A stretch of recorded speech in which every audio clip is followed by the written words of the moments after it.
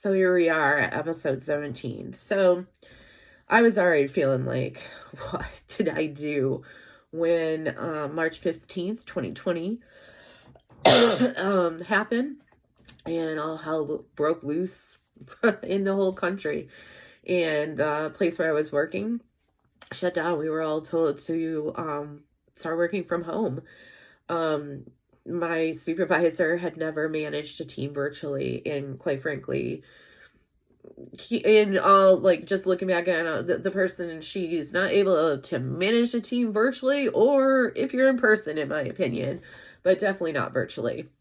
I spent the time I was working with her, which was a little over 2 years, just hearing about, oh, when we get back, never embraced the virtual thing. And that's when I started seeing the manipulation and the gaslighting happening. I kept thinking it was me. I was the one, that I was not this promotion material, or I was not a good enough educator. And it wasn't me. It took me a while to realize that, but it wasn't me. She would tell us on a team, and a lot of the things I'm going to share with you about what she did, they weren't things that she just did to me. It was things I saw her do to other people on the team. She was just awful and rude. She would meet with you. You would be talking with her. You'd have this long conversation. Like, maybe some of these meetings would be an hour or more long. There'd literally be days on this job where I'd be sitting in front of my computer on meeting after meeting after meeting after meeting, and barely get a break just to go to the bathroom, let alone anything else. It was like, I don't know how anyone could get anything done for the amount of meetings. And yeah, I was promoted, but other people in the same promotion level as me that I know did not go around with meeting after meeting. That is more of the very, very senior higher ups. That was not the position or role I was in. And yeah, you might have a couple days, but there would be weeks where I'd probably hardly have any time to do anything, because it would just be these drawn out meetings of everyone listening to themselves to talk. And you're probably thinking that's what I'm doing here too, but no, it was insane. And we'd have these meetings. She would tell you to do X. This is how I want it done. I'd repeat it back to her. Yep, that's how we want it done.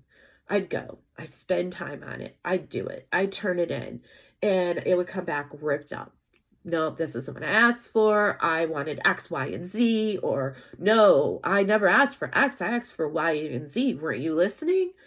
And, I'm not saying that I am God's gift to jobs and I know everything, but damn it, at that point I had been working for 30 some years, and I had never met a supervisor who had given me that many critiques about my work. And I thought, again, oh, it's me. I can't handle this promotion.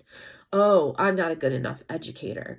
I went over a year getting, or maybe it was 6 months, getting, they had this thing where you could get like a corporate mentor or some sort of a mentor that would work with you on things. And so I was working with her on this, but the way my supervisor treated me, I felt like when I would go to these corporate mentoring things with this person that they hired to work with me one-on-one, I felt like I needed a counseling session, and heck, I was in counseling at the time too, on my own. But it was like I could not figure out how to please this woman, and nobody on the team could, unless you were her favorite. We have a saying in my family where, when my great grandma was alive, you were either in the will or you weren't in the will. And that is how I felt on this team. And damn it, a lot of the time I was not in the will. It was nuts. She was just a poor communicator and unrealistic in her expectations. She'd have these big, grandiose ideas that really sounded good, but her ability to explain them and find the key right people and get the team together to execute them was awful. She'd have us doing so many different projects at once, and then we'd be isolated and we would be siloed, where she wouldn't want us knowing, even if there were multiple groups working on the same project, we weren't talking or working with the other people, because she wanted us just to do this segment but not look at the full picture. And maybe that works in some projects. It did not work for me, and it did not work for other people on that team as well. And I would come home and I would talk to my husband about this and what did I do? And I made this huge mistake, but the money is so good. What can we do? And I just was getting more and more beat up mentally. It started showing in me physically as well. He got to the point where he was sick of listening to it, sick of me, talking about, and always be telling me, oh, well, just ignore her, or don't take it so personally. And it was hard to do, because you were in training. It's very, when you, as an educator, someone who's been an educator, that's why I've been trained to do all my life. I was always trained to be in a creative environment. I was a classroom teacher, so creativity was expected. And to me, educating is like my art. And yes, there are theories you use and expectations and different things that will segment that, but there's also a certain amount of creativity. And when you have other educators basically dictating you, this is exactly how it needs to be, this dot needs to be dotted in this color, and no other color can be allowed.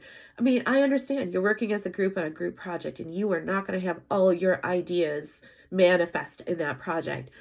But the complete specifications that she wanted it was like, I don't have your brain in my head. If you don't like how I'm executing it, then you do it, because you are not explaining it to me or anybody else on this team where we can execute it the way you want it. And you are so nitpicky and so manipulative that you just do it yourself. Just freaking do the project yourself if I am not executing it the way you want. And I had never been in a working situation like that. I am a team player. I want to work with other people's ideas. I want it not to be just the Shannon project. But I cannot work in an environment where basically the person expects you to have their brain. Now, the person who was on maternity leave was back, and somehow she managed to always deliver what our supervisor wanted. They had worked together for years. It was like they shared a brain, and that was great for her and great for them. And I'm glad they worked together that way, but it's not manageable. It wasn't manageable for me, and it wasn't the work environment that was good for me.